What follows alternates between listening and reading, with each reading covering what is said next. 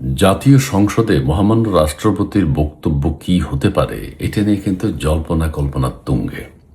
আপনারা যদি অনুমতি দেন, আমি আপনাদেরকে মহামান্য রাষ্ট্রপতির বক্তব্যের শুরু এবং শেষটা কি হতে পারে একটু ধারণা দিতে পারি।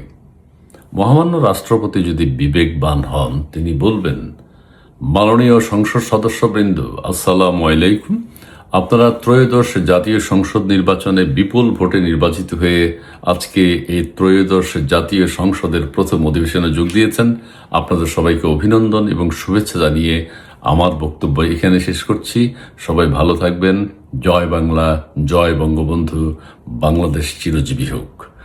ত্রয়োদশ জাতীয় সংসদ অধিবেশনে এটাই আমার প্রথম এবং শেষ বক্তব্য। আমি পদত্যাগ করলাম। আমার জন্য যে পাণ্ডুলিপিটি করা হয়েছে সেটি বিএনপি থেকে নির্বাচিত কোনো একজন মহামান্য রাষ্ট্রপতি আপনাদের সামনে পড়ে শোনাবেন। আমি বিদায় নিলাম।